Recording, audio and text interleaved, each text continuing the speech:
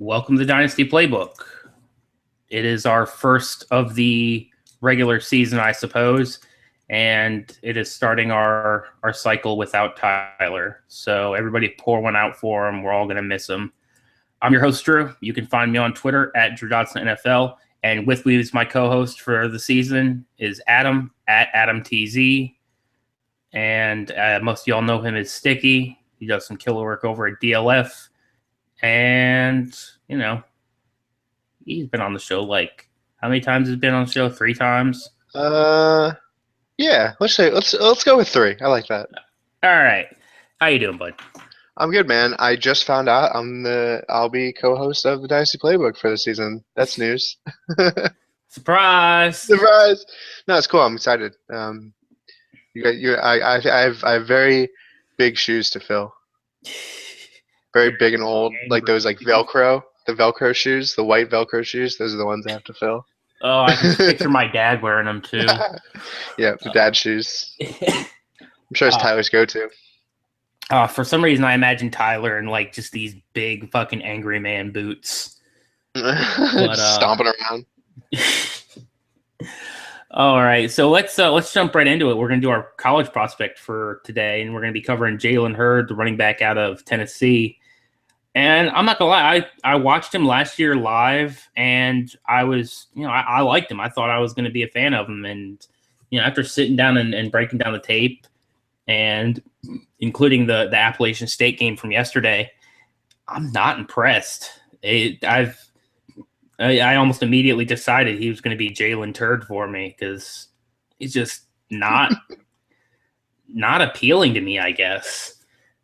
He's what, 6'4", 240. He's huge, and he doesn't run like a power back. He rarely moves the pile purely on his own. Sometimes he can, run a guy, but I've seen way shorter guys, way smaller guys push a pile way better than he can. And maybe it's his higher center of gravity, but he doesn't push well, and that bothers me because he doesn't have, any special kind of burst. He's not extremely athletic in anything that I noticed.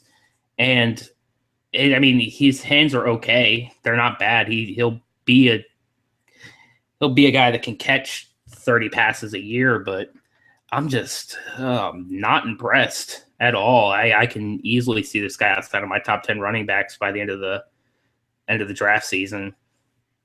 And maybe I'm just being overly critical, but I'm not into him. When I first started watching the tape on him, I was like, this dude's not like that bad. But, I think I was watching it sort of as a frame of I like him better as a football player than I think I'm going to like him as a running back. Just because he seemed like he's just okay. He's, like you said, doesn't really have burst. He's kind of lumbering. He kind of just uses his body like lumbering. He'll probably run decent 40 because he's fucking tall as shit, and it'll just high stride all the way down there.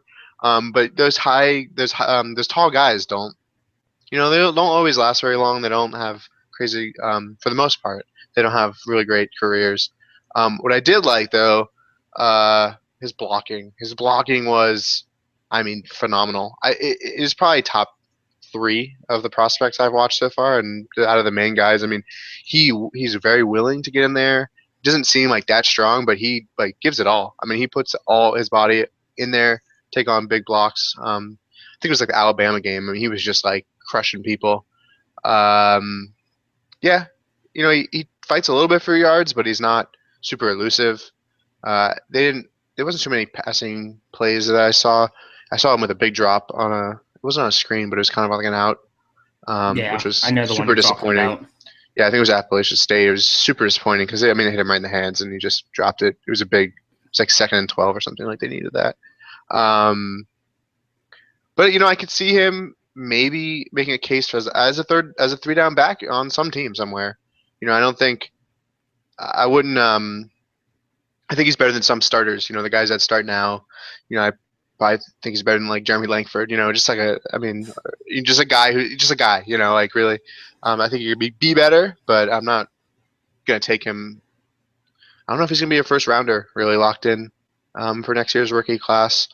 Probably not at all in most leagues, but I like him. I think he'll probably end up on one of my teams just because I think he's a well-rounded guy.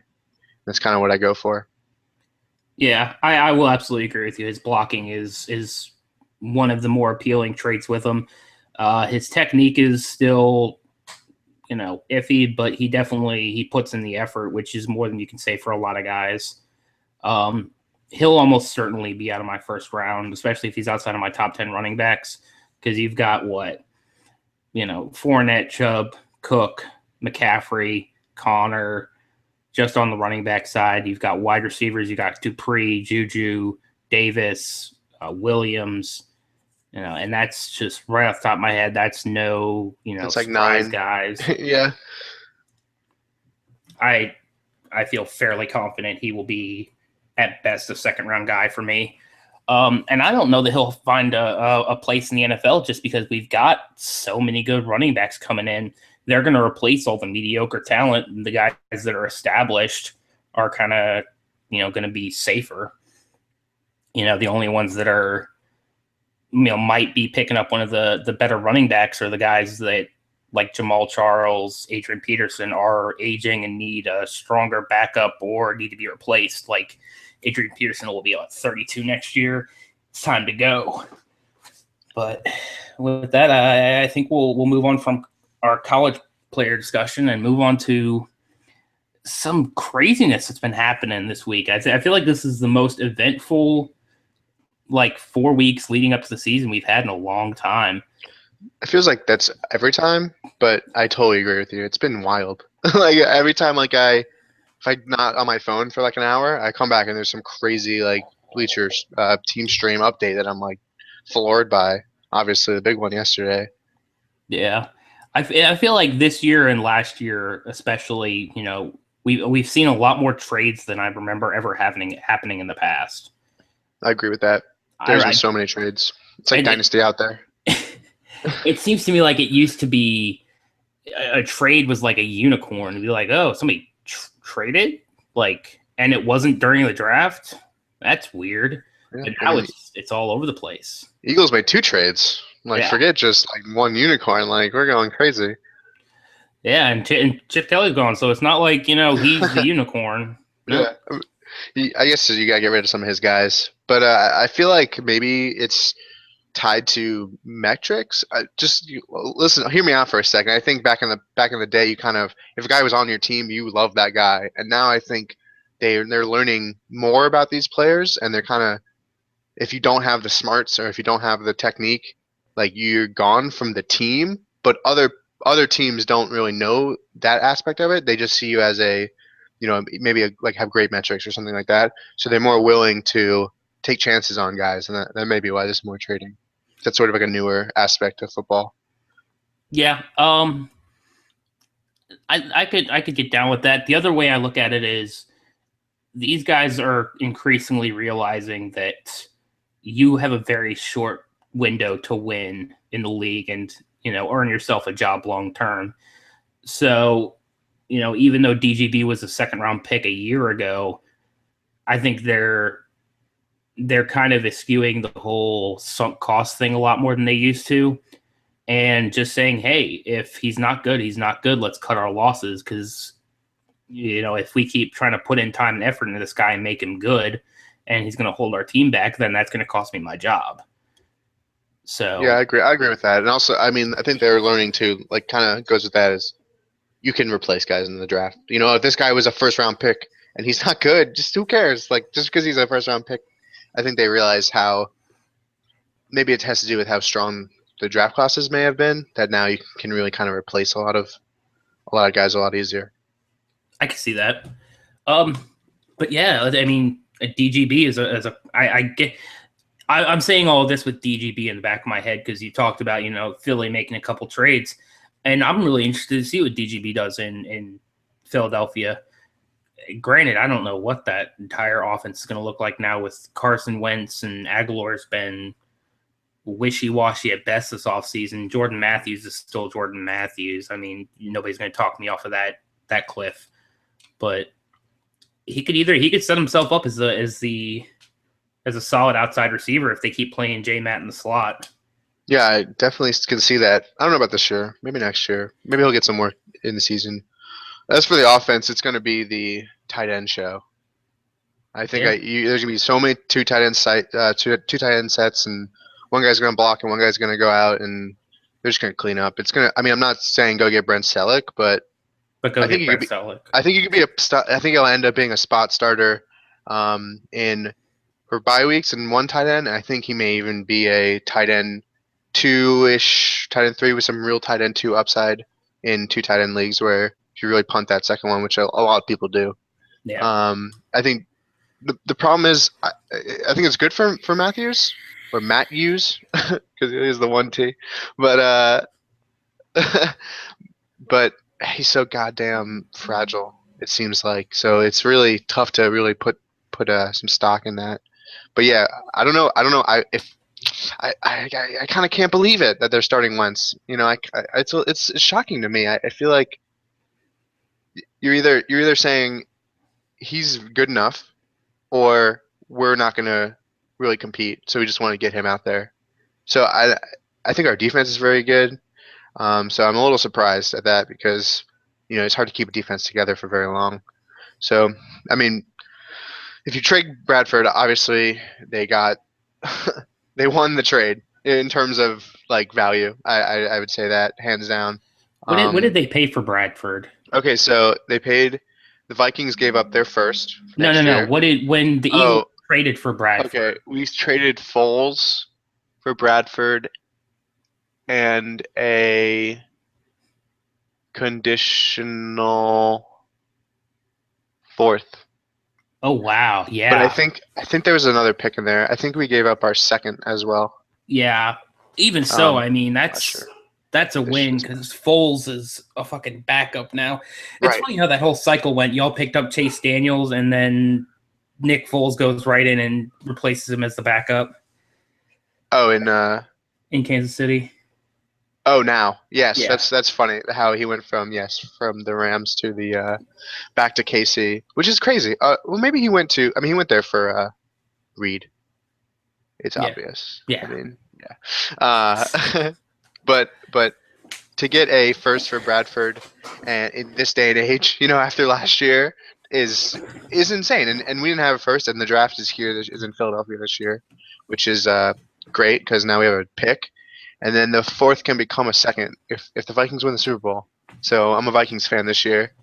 Is that was the It's condition if they win the Super Bowl yeah, if they win the Super Bowl, it's a second. If they win the um championship?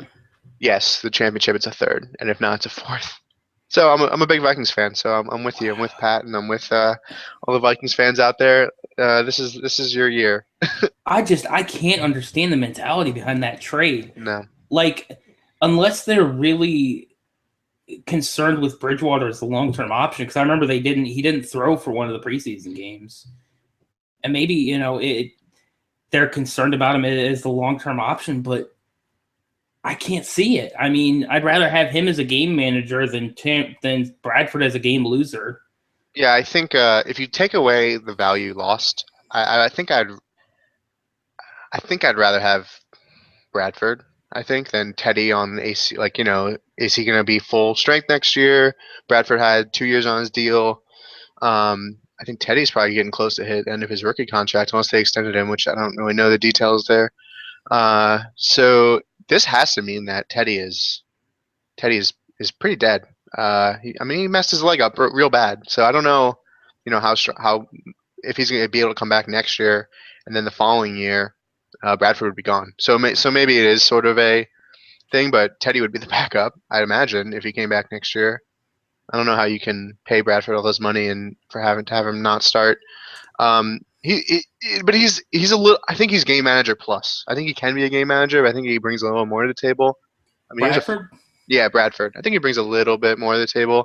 I think last year I mean, I don't know how much the offense was really behind him, and how much people were really buying into him, and how much it was just dysfunction last year. So maybe I'm too apologetic on Bradford, but I think their defense gives them a high, like win floor, I guess. But all he has to do is hand the ball off. So I don't really know. Like if you bring the value back in, they could have spent they could have got Mark Sanchez for free.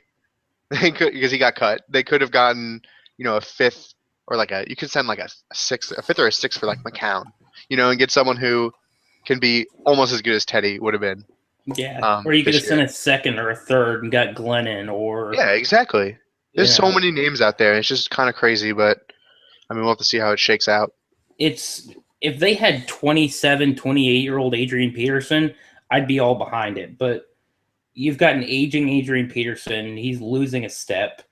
That defense is going to be completely carrying you. And I don't know if that offense is going to be doing enough to keep them in games, to be honest. Treadwell, I haven't watched a ton of them, but I haven't heard really great things. I haven't heard a lot of positive things about him, at least for the short term. And so it's going to be essentially on Diggs to carry the entire passing offense because Charles Johnson ain't doing it. And Jerry's right too. I think he's slightly underrated as a slot guy. He's really good at what he does, but he does not do a lot of things. Right, exactly. That's a good way to put it. Quan's like fifth on the depth chart, but I think he'll quickly ascend that. I'm sure someone will get injured, and then once he gets to the field and shows how good he can be. But I don't know. I'm still on team. Let them sit. I guess let the rookies sit and get some playing time. But I don't know. I don't know what the actual stats are on if a guy goes in his rookie year. What are the chances he really continues to do well? I would imagine that there's going to be correlation, but more so because good players play early, and if they do well, it's because they're good and they were going to continue to do well anyways.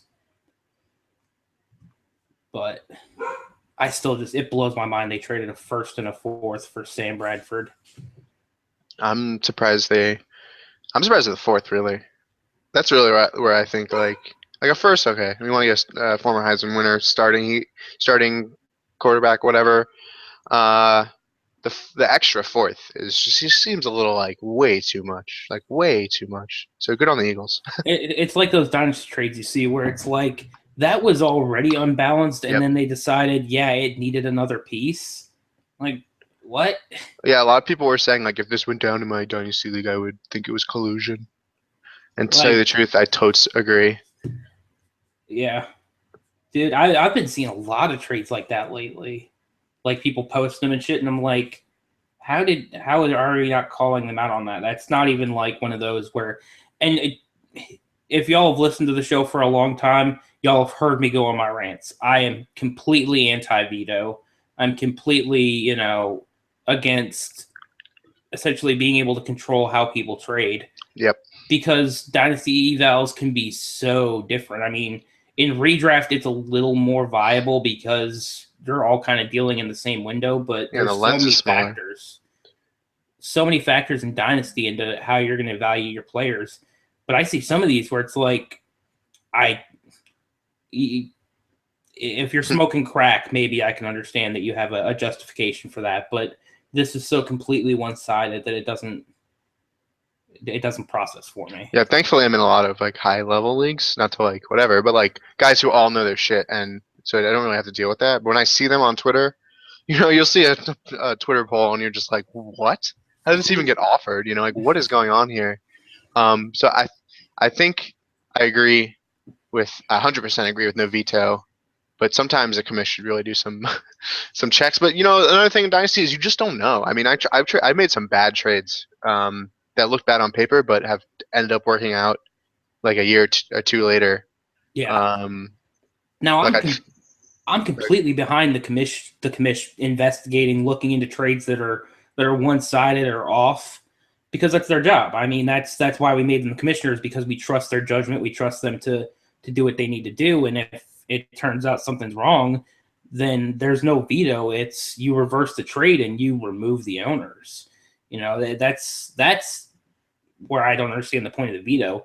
If you're vetoing, it's either because one, you're jealous, That's what it always is. And you're trying to sabotage them. Yeah. Or two, it's collusion, and in that case, what's the point in the veto? Both of the owners are going to be gone. The trade gets reversed. Either way, there's no harm, no foul in the league. You know, you got to find new owners. That's the biggest pain in the ass. I just don't get how you can think that shit's gonna fly. You know, like how, what, like you're playing a competitive game for money. Like, you think you're just gonna cheat? You can't go to a casino and cheat and just be like, oh, you know, and try to explain it away. It's just kind of crazy how people do that. But I guess people take advantage when there's money involved, and it's a slightly unregulated thing. So I can see it from that. But man, don't get in leagues. Don't get in random Twitter leagues. Like, I hear people get in random leagues that fold after the startup. They don't even get to the goddamn season. You know, it's crazy. Just like take your time, find the right league. They're a little harder, but like that's better. You know, you want to make yourself better, not just steamroll people. It's you bring up like, how do people think they're gonna get away with this? I have a little short anecdote. Most of y'all know I'm a nerd. I go play card tournaments and stuff. You know, it's kind of like Magic, stuff like that. I'm in a tournament in Kentucky last weekend, and after 3 rounds, they have match slips where you mark who won, who lost. You both sign them, whatever. And the guy who lost marks a drop, like the winner would drop out of the tournament after their round because he was so salty about losing, and thought that was just going to fly. Because the next round, the guy goes up, it's like, yeah, my name's not in any matchup. Like, what the fuck happened? And there's just a big old X for drop. And, like, how did you think you were going to skate that one by? The only way I see that happening is if you're in the parking lot and you kneecap the dude and he can't go back inside. I mean, I think there's not enough people that are actually using their heads, and they're just going by emotion. And people think they're entitled to everything these days. So you're like, well, this is what I want, so it's gonna happen. And you're like, it's not all like that, bud. Man, there's slips when you have to, like, one person, they both sign it. He's like, I'll bring it up, and you're like, no, I'm gonna bring it up. Like, I don't trust you, random guy. But yeah, I guess let's move back to like football and stuff. Justin Forsett got dropped. That's a thing. That was probably my most shocking out of all the drops I saw this week. Terrence West is the, you know, quote unquote starter right now, which further solidifies my point of fuck Buck Allen, because he's a giant piece of dog shit. And second, fuck Tyler for making fun of me for liking Terrence West. Ha ha ha ha ha. Guess who was right? You old fucking asshole. You should make fun of him more because he's not here to defend himself. Yeah, that's probably that's the best way to do it. Oh. Yeah, I think he's gonna make his way back to the Ravens, I believe. So it's not like when it happened, it was like, holy shit, what?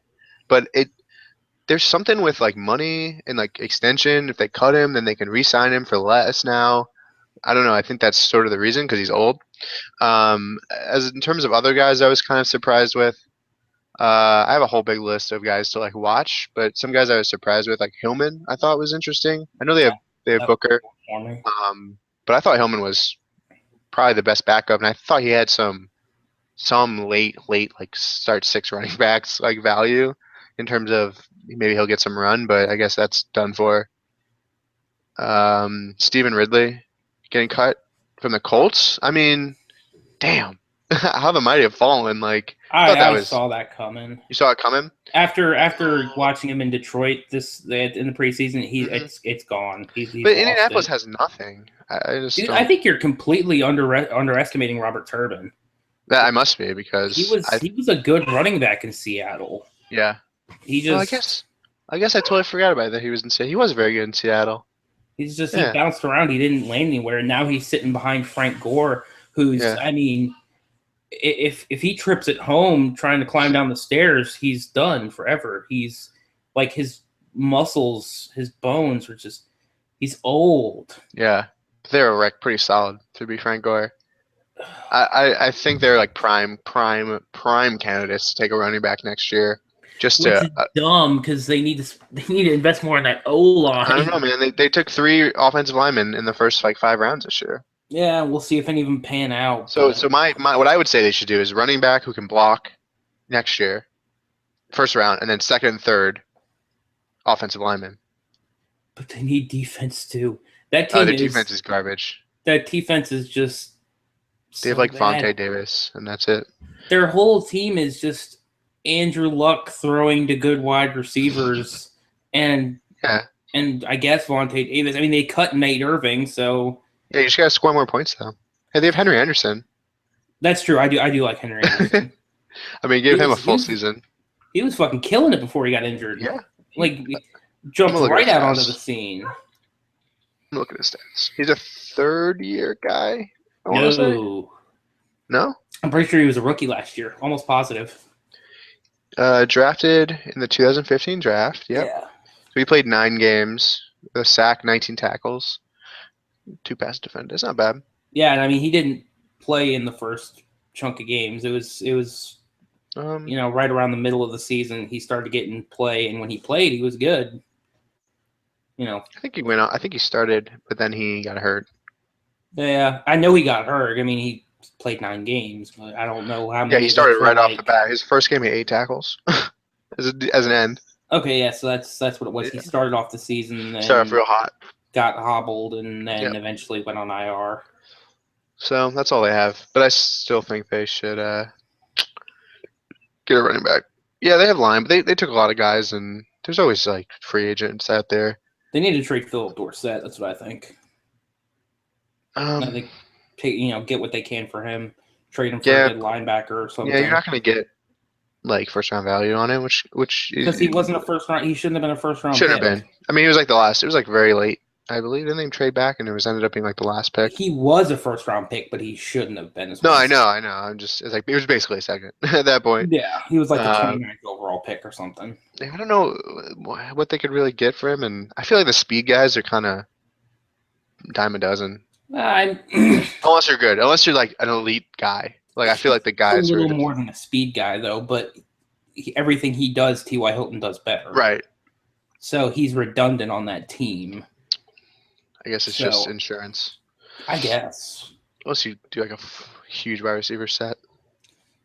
I mean, they're going to have to, convince him it's a pass every down, and then hope they can sneak Frank Gore up there for 4 yards. 4 yards, yeah, exactly. He's going to start Jerome Bettison this shit fucking real soon.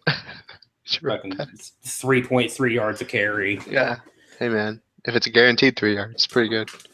Yeah, except for that whole part where you need 10 yards to get a first down. All right, so some more guys, I guess. I don't know if you have if you know some guys, but I thought Marquez North was kind of an interesting cut. I mean, I get it from a numbers perspective. They have a lot of wide receivers and none are very good, so you can't really keep them all. And they kept Mike Thomas. Hey, what up? Mortez is on the practice squad for the Vikings. That was kind of obvious. Gaffney got cut, which was interesting. A lot of people were hyping him up. Yeah, he was getting some stash, some waiver ads. But they actually picked up Sankey for the practice squad, so that's news. I think he'll end up getting claimed off the practice squad from someone else. Yeah. Where do you think he'd go? Down. I could see Kansas City if Jamal Charles doesn't come back 100% right off the bat. They already have West and Ware. I don't get the appeal with Ware. Like I've never been a fan of him going all the way back to college. It's just he wasn't special to me. Yeah, I don't really know that much about either guy. But I liked West watching him last year, but yeah, I thought it West seems was like better. they don't believe in him that much. I think it's going to be, you hear all these blurbs and it's like Spencer Ware is going to be the starter week 1, but it's going to be a committee. And then if Charles gets hurt again, it's going to still be a committee with all their guys there. So I'm not really killing myself to add. I think I have Spencer Ware because I added him late last year in a league, but I'm not killing myself to go out and get him and redraft. Maybe I don't know. Fuck redraft. But yeah, if Shady goes down, I could see the Bills picking him up just because. Oh, that'd be sweet. Jonathan Williams is what he's just. I'm not big on Williams. I always liked Collins better. And yeah. Katie will crucify me for that because she was always a Jonathan Williams person. I think he's alright. He's hampered. And then Gillespie, or however the hell you say his name. I have no idea. Gillislee. Sure, that. Sure. I think it is Gillisley, actually. I have no idea. Don't ask me to spell it though. He's not special. I probably have a better odds of spelling it than saying it right. Um, but that could be an interesting landing spot for him, just because I mean, if anything, the Ryan knows how to do is a run game. Mm-hmm. Yeah, it could be good for him. I think he has better hands than he is a pure runner. So I agree with that 100%. All right, so okay, next one, big one. Jason Morrow got cut and then picked up by the Titans. Yeah, I'm still trying to resolve my feelings with that one. One, he's the backup to a fucking ancient tight end, but two, there's a lot of receiving options in Tennessee right now. Like, even if Walker goes down, it doesn't guarantee that a tight end is going to be the one that makes up those catches. You know, they've got a lot of people floating around there, and they're not necessarily overtly talented, but apparently Morrow's not either if he got dropped. You know, it's not like they had tight end options out the ass in New York. It's very interesting. It's curious, I guess. Maybe they're just like not really going to focus on tight end kind of this round because you know you have Forte and Decker and Marshall. But yeah, the Titans, I like it because I think maybe he can develop a little bit more instead of just, you know, kind of just going out there and just walking around. And Delaney's pretty good, but yeah, like you said, man, you got Delaney, you got, I'm sure the two running backs are going to catch passes. You got Kendall Wright, you got Richard Matthews, and of course, everyone's favorite Tajay Sharp. Trey McBride. And Trey McBride, dude, he blew it up in the fourth preseason game. Because he's the best. Yeah, he's the best. But I loved Sharp, so I don't. Yeah, you said it, man. I don't really think there's. I mean, it's good that you don't have to cut him now because he's like not a free agent, and they use their tight end. But you know, Delaney's been pretty solid, so I don't really know what the deal is there. Let's see. Moving on. Kenny Bell got cut. No one really cares, I guess, unless you like said you liked Kenny Bell once, and someone wants to go back and look at your tweets. And wait, did Kenny Bell get cut? Kenny Bell did get cut. That's awesome. I mean, not for him. That sucks, but yeah, like I never understood the love there. But I thought it was a good opportunity more than it was like a talent thing. Because I mean, Jackson's a bazillion, and then that's it. They don't really have anybody else. You know, Adam Humphries, I think, is their other guy, and you know, so I thought that was it was a good spot, but yeah, he's probably not going to go really do much anymore. And Peyton Barber got cut from the Bucks. And I thought that was surprising. I mean, who they? Mike James, I guess, is the. I mean, they have Sims, but as like the direct like rusher backup. I think Sims can do a little more as a runner than we're giving him credit for, but I mean, either way, I think that Barber is a replaceable talent, and like if Doug Martin goes down, they can claim Bishop Sankey. Yeah, I feel like he's just as good as any of those guys that they just dropped. I think Matt Waldman was onto him a little bit. Barber. Yeah. So I think that kind of swayed. You know, when someone that smarter than you says this guy's something, obviously not saying Waldman's 100% right all the time. Nobody is. So I think I picked him up a bunch in fourth rounds of like normal rookie, not IDP, like normal rookie drafts. So that's kind of upsetting. But yeah, to backtrack just a bit, when you brought up Amaro, for me, even though he went to Tennessee, I'm probably cutting him because in anywhere where like it's close and I've got to make a few choice cuts, it's probably going to be him because I mean at this point we've given him this will be his third year and we've failed to see really anything. Yeah, cuts for me are always about who you're adding. Yeah. You know? So if you're going to cut him, a lot of my leagues are cut down. Okay. You have expanded rosters for the off season and then thin it out. Yeah. I agree. I could see it. I mean there's definitely he's not like a have to keep guy, but depending on your roster size. I mean you see some freaking dynasty leagues that are 23-man rosters. And you're like, what are you even doing? Like, what is this bullshit? So there's no chance. No chance. Like 2 of them. It's the fucking worst. I think we do dynasty as hell. It's like 30. Yeah. And it's one quarterback. That's too much. Do it. Oh, it's too much. You think? It's too much. It's probably 28's probably 28. 27, 28 is probably the golden number. mean, you guys hate taxis, but I like taxi squads. It's extra work. I don't see the point in it. It is extra work. I think it's nice to, because then you have like it's 28. You can keep 28 guys, but you can also keep like 2 rookies, which is like kind of nice. Well, I mean, if you're going to do that, then make it 30, because then you're forcing the guys that don't want to roster these rookies. Well, that's what I'm saying. You're forcing people to roster rookies to actually like play Dynasty instead of just keep old men on their team. We have guys that's how they play, like Scumdogs out of the pay league. He does it every year. He just recycles with old guys, and I mean, he's competitive pretty much every year. Well, this dude Pay League has 2-year taxis, which is like the dumbest thing I've ever heard. I will fucking stab you right in the face. You'd rather have 2 years than 1 year? I'd rather have no taxi squads, but I would rather have 2 over 1. I'd rather have 2 than 1. Oh, it's so honestly, terrible. If we're doing taxi squads, the ideal one, there is another Reddit Dynasty League I'm in with Dylan, where you can put players on it as rookies, and they are eligible to stay on there as long as you do not remove them from the taxi squad. So, I've probably got a guy. I think I've got a guy on my taxi squad who's in his 4th year right now, but he's never come off my taxi squad. It's a legit developmental place. Spot. Yeah. All right, that's cool. I like that. Like, I've got Garrett Grayson on there right now in a 1 QB league. What if, because okay, so people use taxi to like hide potential points? Yeah. What if you had taxi? I guess there would be no point in it. If you had taxi but you didn't, it still counted towards your potential. There's points. no way to do it in MFL. You'd have to go in and manually add it. Yeah, and it's only 2 players. It's not that hard. It's still a lot of work. Dude, what would you prefer? A taxi if it had that? No, I would still just prefer no taxi. The reason I say it is because in Pay League I stashed Sammy Watkins last year, so I get the 1-on-1. Like that's you shouldn't be able to do that. Like that's you're just being a shiesty butthole. Yeah, I'm gonna do whatever I can do inside the rules to I feel like inside of the rules is being generous. I feel like you're finding loopholes. And you're in a moral gray area. Okay, that's fine with me. But I mean, the thing about Dynasty is it's coming in 5th in a 12-team league. It's fucking terrible. Like that is not good. Like if I have a choice to come in last or 5th, I'll pick last every time. Because that pick is so strong.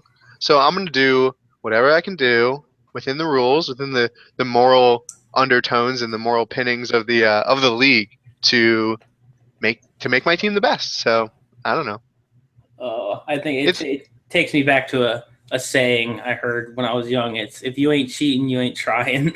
That's right, man. I'll do whatever. People do it, man. That's what they do in all these sports where they come out with some new type of I guess PEDs are not the best way to put it, but everyone takes it, and then once it gets banned, then they find the next one.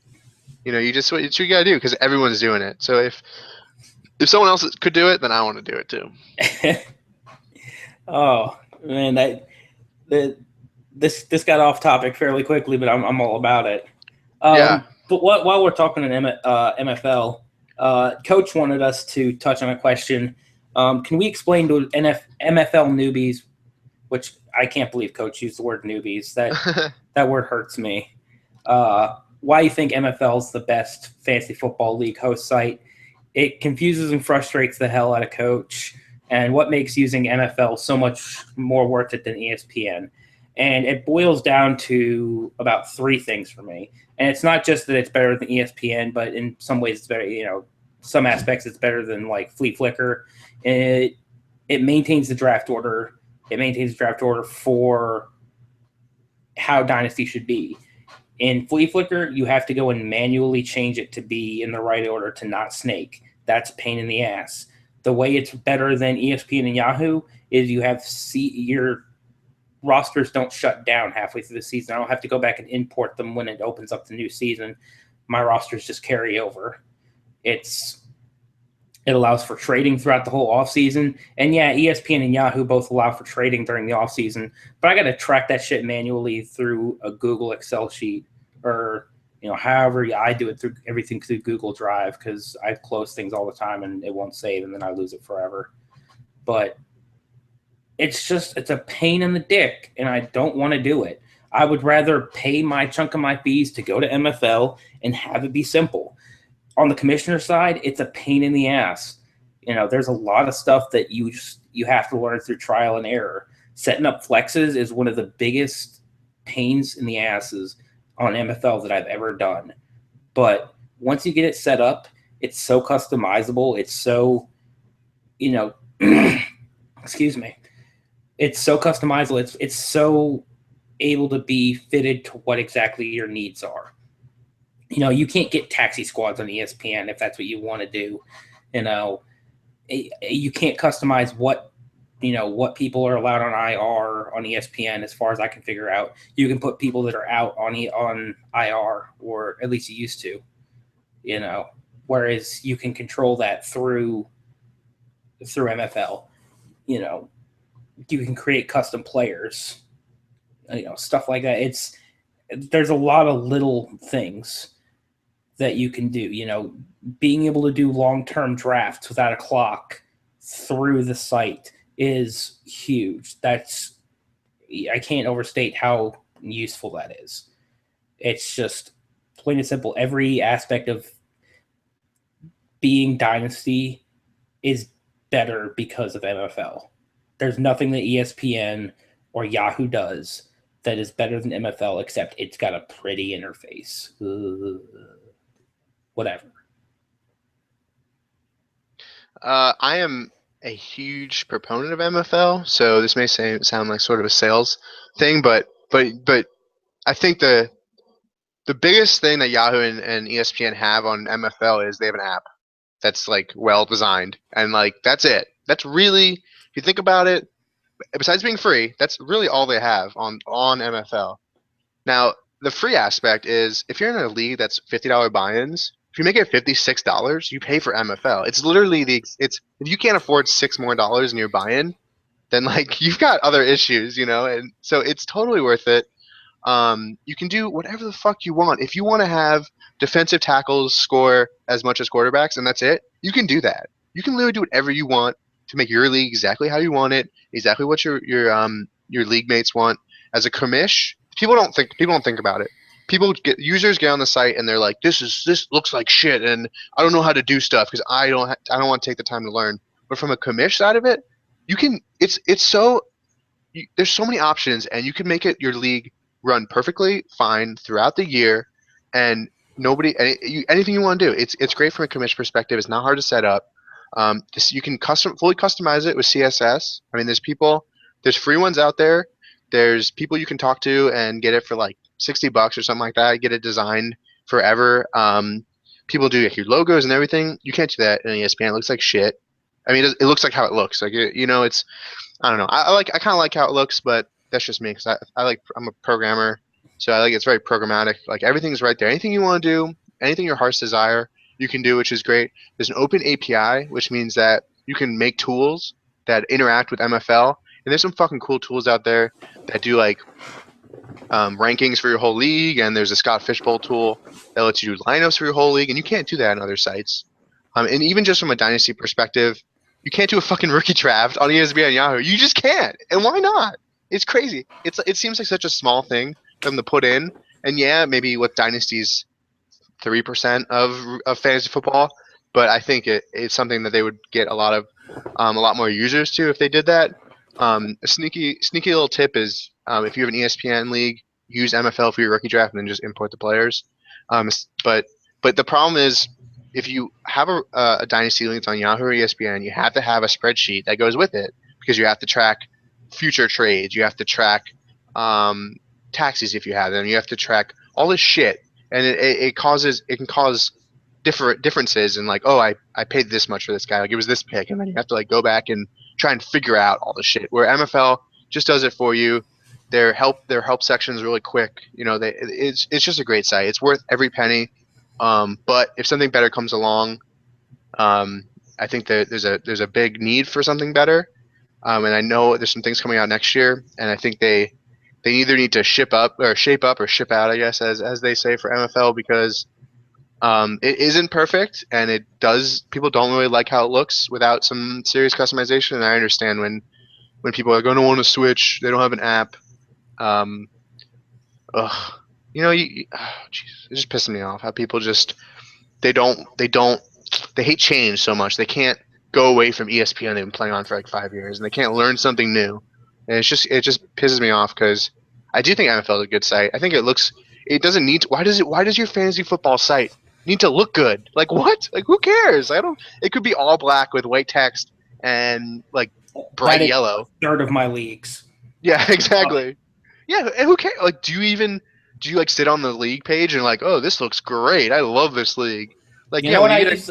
I use the customization. I do them differently for pretty much every league. But that's so when I pull it up, I'm like, oh yeah, I'm at this league right now. right, yeah, for sure, and you can pick your own fucking skin. There's skins for almost every team. You know, use your team skin and just like how often you really even on the website. You know, once the season's going, there's good third party apps. You know, you don't need to even go the getting it from the mobile. Just going on your mobile browser, it works exactly the same. It's literally perfect. And yeah, this is like a super. They should pay me to like sell MFL because it's definitely the best out there. From a commish side, hands down, and I think from a user side, it could be better, but I think it's pretty great. Yeah, there is definitely a learning curve on the commission side, but once you kind of get figured out with it, once you kind of get the reins on it, it's you can't compete with it. And you know what's funny is you bring up that ESPN's got an app and it's free, and that that's a detriment to it.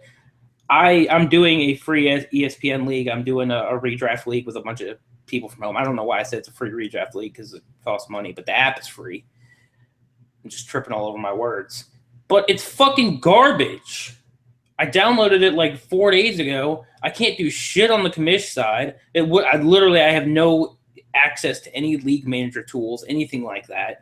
And trying to find anything is fucking ridiculous. And it used to be a better app, but then they're like, oh, we'll just make one consolidated fantasy app. We'll put golf in it, we'll put basketball in it, and we'll fuck everything up for everybody. It'll be perfect. And it's literally a giant piece of trash. It's fucking garbage, and it makes me angry. And you can just accept a fucking invitation to an MFL league. And if the invitation doesn't go out right, I can go in as a commissioner. I can change your password, give you the link to the league, and say, here, log in, use this password, change your password.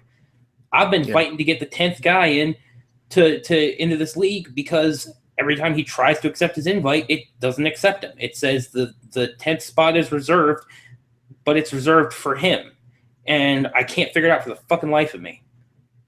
It makes me want to pull my hair out. Yeah, he's probably ESPN. You should see if he's forwarding his email. That may be the issue. But he has the email. That's the problem. No, but he's forwarding it from a different account. Yeah. I don't know if that should do it. But yes, I totally agree. Fuck everything else. I hear Fantrax is decent. I've never used it in season, but I've heard that it does all the dynasty stuff. You can't change how it looks, and it's okay. It's better than MFL at stock, but it's not great. Yeah, I started a college league on Fantrax, and I've never pulled it up on my computer. I just have an open tab on my phone browser where I do it because I keep forgetting to do things. So every once in a while, I'll get a tweet from Rob like, "Hey man, you gotta like do cuts, and hey, do you want to add X player?" Because the way we do it is you each get a team, and so like I get first claim on any players from LSU, like incoming players, stuff like that. And he's like, "Hey, you want to add any players?" I'm like, "Yeah, to add this guy." But I've like never really actually dug around in it and seen if I liked it or not. But from the little I have done, it's kind of a pain to navigate, more so than MFL is. But I feel like if you got the hang of it, it probably wouldn't be too bad. The other thing about MFL that I wish they would change is when you go to set your lineups, like sometimes the way the flexes work out, you're like, I don't remember if I lost count doing this, and then you submit it, and it's like, nope, you fucked it up. Go back, try again. It's like, well, that was a pain in the ass, and I got to do that again. You want a tip if you hit the back button? Yeah, that's what I do, saves your shit. Yeah, that's what I've learned that, but it's still a pain in the ass. It is. That's a good tip though. If you do that for pretty much anything, like if you're doing like waivers and you fuck up somehow and it denies them, you can just hit back button and it's all right there. Yeah. They should build that in. be careful with that because if you submit waivers and you're like, okay, shit, I forgot to add a guy, and you press back and go add in that person, it erases all your other claims. Yep. Yeah, I mean, just So have some common sense and double check your shit. it's not always common sense. I've fucked it up a couple of times, and I had to learn that lesson the hard way. Yeah, you're like, Let's wait, just say what? that. I did what? Wait, what happened to everybody? Wait, nobody even claimed this guy. I wanted him. Yeah. And we do have one question from Jay that was sorry. Cut down day is coming in my league. Roster has to go from 40 to 35. Thoughts on these players for 2016? Ben Heaney, Kiko Alonso, Avery Williamson. I want to cut one. We start 2 linebackers and a flex, so 3 total linebackers. My top 3 ahead of the 3 are Ogletree, Collins, and Timmons. Appreciate any help. Thanks. Honestly, for 2016, I'd probably like Heaney better than Timmons. Heaney is definitely a hold for me for this year. I could see cutting Kiko or Avery Williamson, and that's hard for me to say because I've always been a big Avery Williamson fan. So I'd probably say cut Kiko just because he's already in a crowded situation with a lot of talented players, whereas Avery Williamson is not, but he's also not separating himself from the pack. So I'd probably say cut Kiko. I really like Avery Williamson. I mean, he's one of my most owned players. He has the green dot, but in this kind of situation where you really are only starting 3, you have 3 good ones, and you want to start 3, but you may actually only be starting 2. I think I still would keep Avery over Heaney. Yeah, but I like Heaney as well. I think they're very. I mean, I think Heaney has more value, but I think Williamson. I think this year is the year, and I said that last year. But the problem with the green dot is you tell other people where to go. So sometimes you do the dirty work and not get the tackle. You'll shed blocks or set edges and or force guys different ways because you want to set everybody else up. And I think that can help and hurt. But he had some good games last year. So I think definitely Alonso you want to cut because he's he's probably not gonna get that much playing time. He's probably gonna get hurt anyway. That's an easy one. Start 3. You might want to keep both of them. I don't know. I feel like there's maybe other guys to cut. Yeah. It just depends on the scoring. We don't know the scoring, so maybe you want to keep Tyler Irvin like a third string or a second string running back over a linebacker almost every time, just because the scoring isn't up there. So it's kind of tough to tell sometimes with IDP. Yeah. So that's that one. I don't know. Oh yeah, we do have one more question from our buddy at Jan Swanson. Our resident Tony Stewart. What would you call it? A beef, I guess. He's a Tony Stewart killed the guy apologist. I feel like that's not the right word of the use of apologist. But he makes sure Tony doesn't forget that he killed the guy. He constantly berates him for it. Him and Larry King, I love watching his beef with Larry King. That shit cracks me up. All his beefs make you laugh because he's like people who just ban him and he just doesn't give up. It's so funny. I love it. It's his brand. His brand is Tony Stewart killed the guy. Like people forget that, but he did. All right. Well, his question is he's interested to hear your thoughts on Dak in Superflex because we all know how much I love him. Oh, you meant you're as in me. I thought you meant he knows that I love him sarcastically. He wants to know what you think. Geez, Dak Prescott. I think obviously it's hard to deny what he's done. As much as you liked him or didn't like him, he was Ole Miss, right? Or one of the misses. Mississippi State. So okay, so you're probably very familiar with him. It's so tough what to do with him because you wanna have your tempered expectations, but he's starting 10 games, at a minimum, unless he gets hurt, probably. Kellen Moore is probably not gonna take over. They just picked up Sanchez. Oh, they pick up Sanchez. Sanchez is a perennial backup. It's not gonna happen for Sanchez. Would I take him over Wentz and Goff? I guess is really the question. And I think I'd say no, but they're all pretty close now. I mean, it's hard to tell. We haven't seen any of them actually play, real. But Goff was bad in the preseason. Wentz didn't even fucking play. Wentz is a starter now. But that doesn't mean he's going to be necessarily mean he's going to be good. But then on the flip side, Romo is coming back, and when Romo comes back, it's his job. I don't see like an Alex Smith Kaepernick situation. It's a little different talent wise, but if even if Prescott gets them 6 wins, 7 wins, I'm not sure that Romo doesn't walk back in there and take the job because he probably runs the offense better, and Prescott's still learning. So I think it's nice if you picked him up already, or if you drafted him, and that's good value. I'd probably be trading him now. If you can get really high like hype for him, because there's guys in your leagues who don't have a very strong two. Maybe they're starting a non-quarterback in a super flex.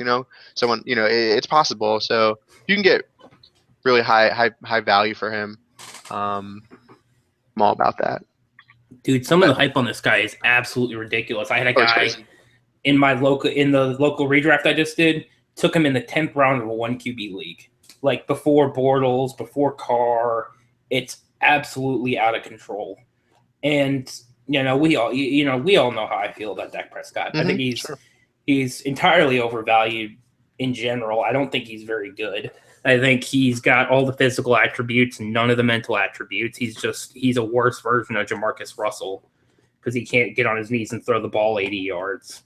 But I want to see what he does against real first-team defenses with the full lineup. I don't want to see what he can do against the second-string defense, even though he's got second-string players on his side too. I want to see him read a defense. I want to see him have to go through his progressions, go through his reads, because I don't think he can do it. I'd be willing to bet pretty confidently that he won't be able to do it. You say 6-7 games. I say he's probably got 3 in him, maybe, and that's because he's going to pitch to Dez as much as he can. And Romo comes back early from his injury because he's going to have to. I mean, I thought the original timetable was like 6 to 8 weeks. Yeah, but they put him on IRR, so I don't think he can even come back until week 10, I believe. Oh, that's right. I missed that he went on IR. I thought he was just he went on IR, designated to return, and I believe that's there's no designated to return anymore. It's just put players on IR, and you can just when week 10 rolls around or whatever week it is, I don't know. You can be like, hey, this guy can come off. So whatever November is, like the first game of November is the first game he can play. Okay. So whenever that is. That might be that's probably like week 8. 8. Okay. Yeah, week 8, week 9. Looking at my ranks, I guess I have Prescott like 128th overall. So he's like in my ranks, he's right next to Boyd. I guess in terms of rookie. Jeez. I know you have you have Boyd at like 2, so like you're really like your opinion's like invalid. But even so, I mean, if you go with the consensus opinion, he's still a first round pick. Boyd? Yeah. Yeah, I'm talking about like 2 quarterback league. Like I would take. Okay. I guess. I mean, Superflex. That's what we're talking here. 1 quarterback. Yeah, I forgot your rankings are 2 QB rankings. Oh yeah. My ranks are Well, the ones I have that include both. You know what I actually have? Oh, no, it's offense. I thought I had it's offense. It's IDP / rookie, offense rookie. But yeah, so I have Goff first still. I have Wentz after them, and then I have Boyd, and then I have Dak. And I think that's where do you have Lynch in there? Oh, I have Lynch like way down, man. Yeah. I have him after. So Dak. I don't know the numbers. I just don't have. Yeah, I have Dak, and then Procise, Carew, Sharp, Lynch. Wow. Yeah. I just took Lynch over Wentz in a 2 QB draft. Really? Yeah. I have a lot of good QBs, so I took the upside option. Took the upside. Yeah, that's what a lot of people are doing. I still like Carson Wentz. I think I'm upset he didn't play the preseason because I think he needed that real experience. Yeah. And he's gonna get it now. Hopefully, it doesn't turn into like a David Carr situation. That was the exact same thing I was gonna say. Yeah, that's like the prototypical. He's gonna die. But I mean, obviously, well, I guess Winston and Mariota. They started right away, and that seemed to work out. So. Well, both of them scramble better than Wentz does true, too. Yeah. But I think Wentz is. It's hard to say with the FBS or whichever one he's in. It's hard to say if he's a better pocket passer than I thought. He's better. Okay, he's better than I thought Mariota was until last year because Mariota balled out in the pocket. He scrambled too, but he was a great pocket passer. Yeah. Winston is his scramble's not his first thing to do. So he's a pocket passer, and he'll Andrew Luck it, if nothing's there. Yeah, he does throw a lot of picks. But so I like Wentz and still more than Prescott. I think people are getting a little ahead of themselves, maybe a lot ahead of themselves. It's the preseason. Even the ones aren't. I'd say the ones are playing almost like twos because they're not worried for their job. It's like Right. if you're who's like a good running back like Ingram, like Mark Ingram is not scared of who's like breathing down his neck. He doesn't have to like try as hard as he needs to. So with that said, I don't think I think the hype is too high on Dak, but I mean maybe I don't know, maybe it works out. Maybe I mean Romo's contract is not good for them. I mean he's not going anywhere for at least two more years, I believe. I mean it's like a $12 million cap hit if they don't if they cut him this year. So it's not something you have to worry about. And I think it's going to turn into one of those situations where you're just going to be waiting on Dak, because Romo's going to start next year for sure. Unless he gets traded or breaks collarbone again, of course. But you can't really think about injuries. So if you had him, you picked him up in the second or third, probably before in a 2-quarterback super flex, I'd sell.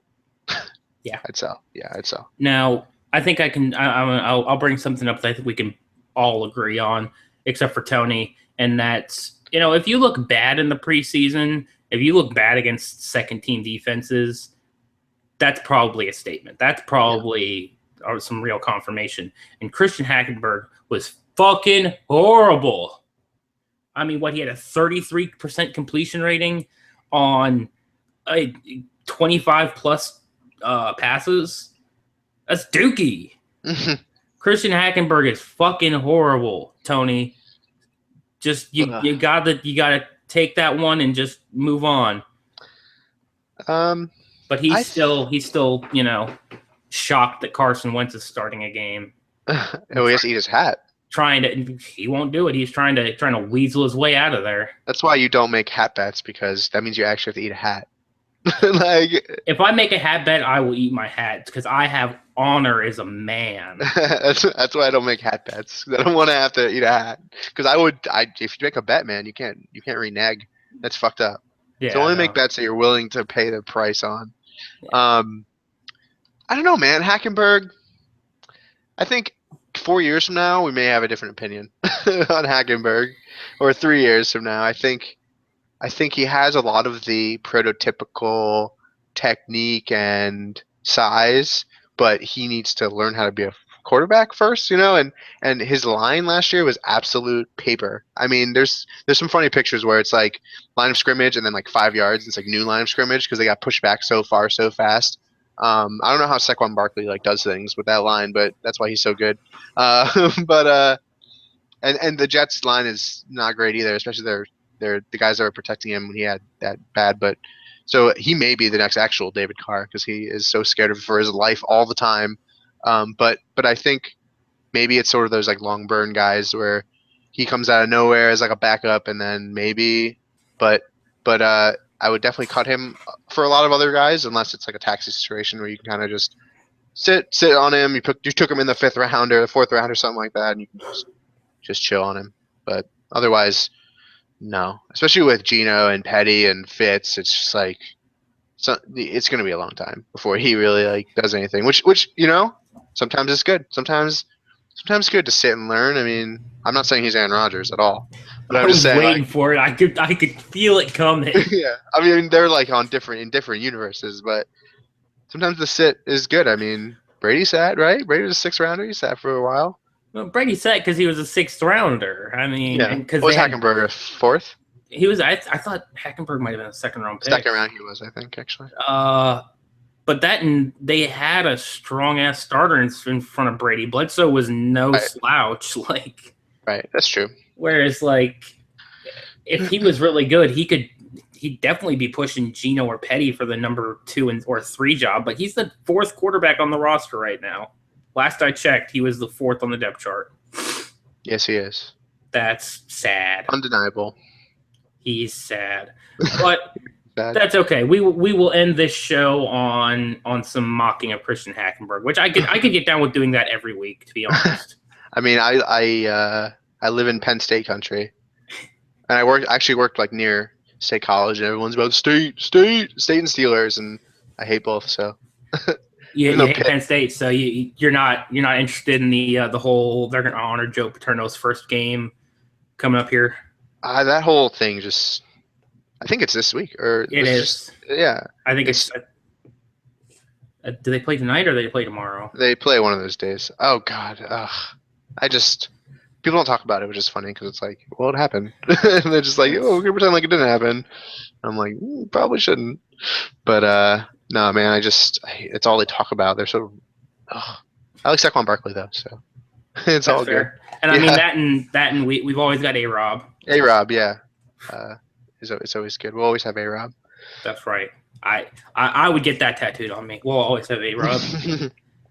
Even though he's one of my sells this year. Not sell. I mean, if you sell him at full value, then he's one of my sells. I can see that because to me, you could probably get Mike Evans and a little bit of change for him. Yeah, you could definitely get Mike Evans a little change for him for sure. And I got Mike Evans over A-Rob straight up still. And yeah, I do too. I mean, I banged the table for A-Rob since he was a rookie, Yeah, and I'm still. I did too last year, and I think Tim was on him before anybody else. But I sucks that I have to keep saying this, but yes, I'm not saying A-Rob's bad. He's very, very good. I just don't think he's a top 6 or whatever. He goes in some drafts, like or like a top 4 wide receiver, top 5 wide receiver. I think it'll end up being closer to Sammy, in the back of the first, which is good. That's a fucking phenomenal player. But I think if you can get a little plus for him right now, it's good because. I mean, obviously they're regression candidates, but he's looked real good. They were looking real good in the preseason, so I may have to eat some crow there. But I think with the 17 class coming and all this stuff, guys like falling in, like Keenan will probably get up a little more if he has another fantastic year, which I hope he does. I think A-Rob will kind of slide down a little bit, and that's just fine. I see that's the difference between you and me is I still think A-Rob's a top 6, top 5 talent. I just think that. Why not? Some people are valuing him as like a number 2 or the number 3, which I mean might not necessarily be wrong, but why not trade for a guy who has potential to get close to that, like a Brandon Cooks, and then get somebody else that's got some potential to increase in value. You're not going to get Cooks and Creef. Oh, in a heartbeat. Yeah. Oh my God, I wasn't even thinking. I thought Moncrief, and I'm like, that's too much. You're not going to get Cooks and White. Cooks and White, I'd probably think about. I'd still do that. I would absolutely do that. But I still don't think you're getting that. I think you could. Maybe people are rabid. Robinson's number 5 overall. So I think that, and I'm like insanely high on Brandon Cooks. I always have been. Yes. I mean, I drafted him over Mike Evans in 2014 when he was a rookie. So maybe I'm a little biased. Would you do Cooks and Michael Floyd? I would. Oh my God. I wouldn't. Michael Floyd's what, 20? Michael Floyd's already way older than you think he is. Floyd is 27, I think. He's 26. Yeah. That's fine. I like Michael Floyd. I do like Michael Floyd. Big fan this year. He's a buy this year. Faux show. I agree. I'm not as even burned. A lot. Some people have been very burned. He was like a second rounder, right? Wasn't he? Yeah, 2 years ago? Mike Floyd and Alshon Jeffrey were my boys in his draft class. There you go. Yeah. I'm about to go draft him in a league right now. Do it. I will. I have a startup that's we started on Saturday and that's be over by Thursday. And it's like a 40 round only veteran. It's only players that are in their 5th year or older in this one. Yeah, I'm not impressed. No, it's absolutely terrible. The other half was rookies of 4th year players, which is kind of cool because you get these like super young teams, and it's like a college-y type thing, so you can redshirt your rookies, which is really cool. But then the other half is you get all these shitty old guys now you have to like make a team out of, and there's not that many like running backs there, and there's not that many wide receivers really either that are like really hot. Yeah, it's very interesting. But I'm about to go draft Mike Floyd. What was I about to say? Yeah, we started goalpost It's an auction of 55. I think a Yeah. 55 round auction, and I think we started on It's a like 3 days. Monday, and it had to be done by Thursday, Holy shit. and we got it done. And this was a 24-hour clock auction. Seriously, no way. Yeah. I thought it was like a 6. Oh my god, how'd you guys It, do that? it might have been 12. It might have been 12. Oh, 12. Okay, still, that's But crazy. it was nuts, dude. It was. I got OBJ for $1 in that draft. Wait, what? Yeah, Oh, he was a rookie. he was a rookie, and he didn't get No one nominated early. Yeah. And nobody had any money left. Especially right before the season when he was out with the hamstring, and you knew it was going to be a couple weeks. Wow, Yep. Hey, that's stupid. Yeah, but we're going on about an hour and 15 minutes, so I guess we're gonna cut it out. Oh, shit. You got any last parting shots for us, bud? I don't think so. Just I'm ready for the season to start.